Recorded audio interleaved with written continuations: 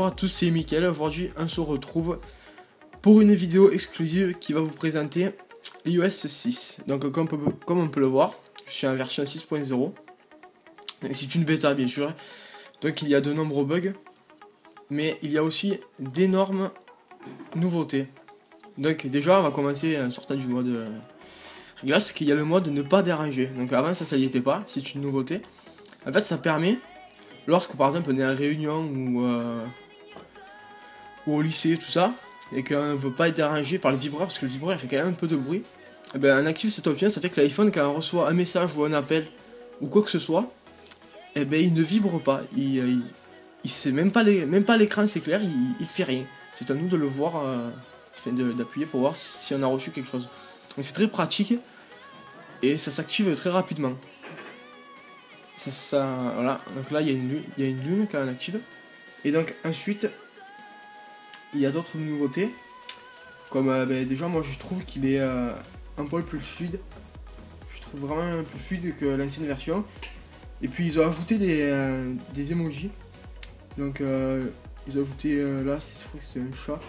Ouais, ils ont ajouté des chats, des habits même, enfin ils ont ajouté un peu de tout, des cassettes, des caméscopes, enfin bon, ça sert pas très à grand chose. Après, une autre nouveauté majeure, c'est la refonte complète de l'Apple Store. Donc voilà l'Apple Store comme il est maintenant.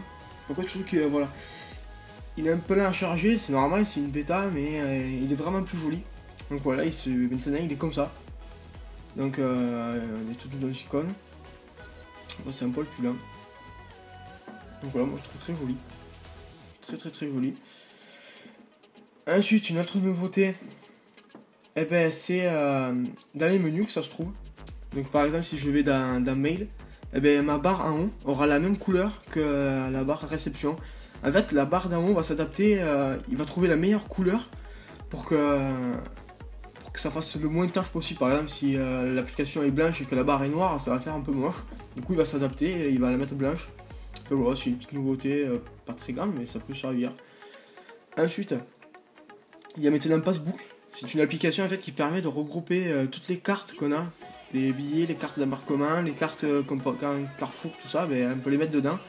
Et à la place, en caisse, je présume, on doit passer son iPhone. Enfin, je sais pas, j'ai jamais utilisé cette application, je trouve ça un peu débile, mais bon. Ensuite, il y a l'application Plan qui a été refaite entièrement. Donc ils n'utilisent plus Google maintenant, ils utilisent TomTom.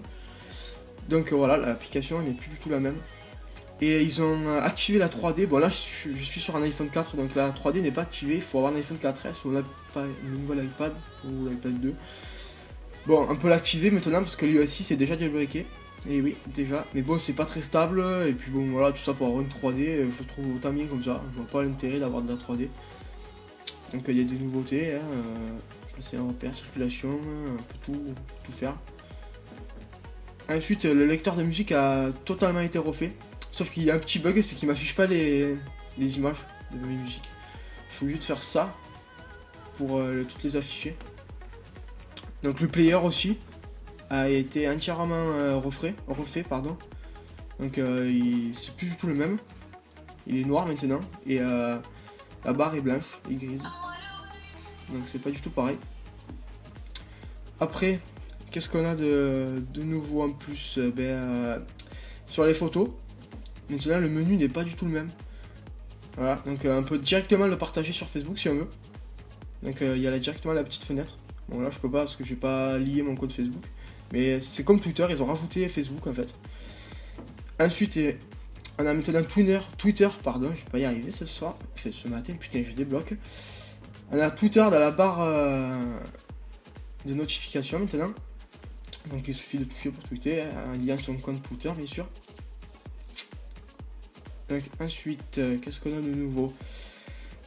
Le téléphone a été entièrement refait aussi. Le téléphone, le clavier, c'est plus du tout le même. C'est un clavier blanc maintenant. Je trouve assez ça joli. C'est très beau, c'est sobre, c'est simple. Aussi quand on nous appelle, il y a de nouvelles options. En fait quand on nous appelle, quand on déverrouille, il y a aussi un petit téléphone là. Ça fait qu'on peut le lever pour en fait dire de nous rappeler plus tard. En fait il va envoyer un message tout seul. Il dit rappelez-moi plus tard ou je te rappelle ou des choses comme ça. C'est très pratique. L'appareil photo a été entièrement revu aussi. Donc là, il est noir maintenant. Bon, c'est bonus, ça, c'est gadget. Ensuite, qu'est-ce qu'il y a de plus? FaceTime. FaceTime, maintenant, il est un peu appelé un 3G. Bon, par contre, niveau forfait, ça va coûter très cher. Parce que ça va demander beaucoup de MO. Donc, je vous le conseille pas trop pour le moment. Donc voilà, c'est une des nombreuses nouveautés. Il y a plus de 200 nouveautés dans cet iOS 6. Donc je peux pas toutes les présenter parce que je les ai pas toutes faites non plus. Mais bon voilà, ça vous permet un peu de le découvrir. Donc pour l'installer, normalement c'est payant, il faut avoir un compte développeur, ça coûte 99$ par an. Sinon on peut payer 5€, ils nous le donnent sur des sites. Sinon il y a quelques techniques qui marchent sur iPhone 3GS pour l'avoir gratuitement, mais sur iPhone 4, moi ça n'a jamais marché. Donc voilà, c'était une petite présentation iOS 6. Donc désolé, j'ai un peu bugué par moment, mais bon, c'est pas grave, ça arrive à tout le monde. Donc on se retrouve pour des prochaines vidéos sur iOS 6, je l'espère. Sur ce, abonnez-vous et à bientôt.